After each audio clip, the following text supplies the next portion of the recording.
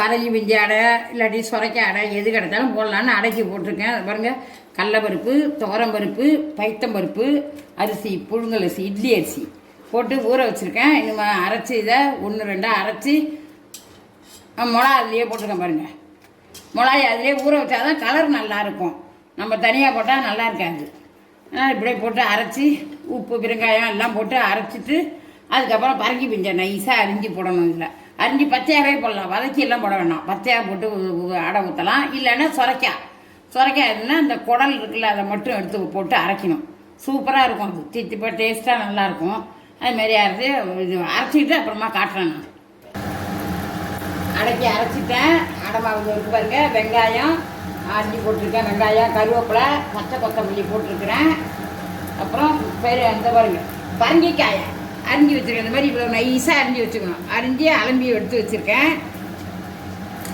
பரங்கி பிஞ்சாக இருக்கும். பரங்கி பிஞ்சு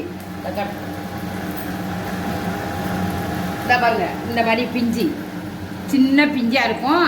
அதில் பாதி எடுத்து அரிஞ்சு வச்சுருக்கேன். இதான் அடையில் போட்டு அப்படியே வதக்க வேண்டாம். அப்படியே அரிஞ்சு வாஷ் பண்ணிவிட்டு அப்படியே அலம்பிட்டு இதில் போட வேண்டியதுதான். போட்டு அப்படியே அடையை ஊற்றினா நல்லா இருக்கும். ஜம்முன்னு இருக்கும். தேங்காய் எண்ணெய் ஊற்றியும் ஊற்றலாம், நம்ம சமையல் எண்ணெயும் ஊற்றிக்கலாம்.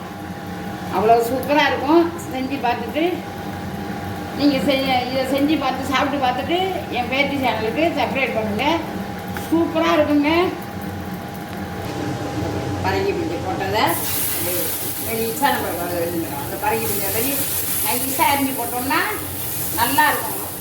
வெந்ததும் சாப்பிட்றதுக்கு அடையோட சேர்த்து சாப்பிடும்போது அவ்வளோ சூப்பராக இருக்கும். ஒரு மாதிரி டேஸ்ட்டு ருசி இருக்கும். தேங்காய் எண்ணெய் ஊற்றணும்.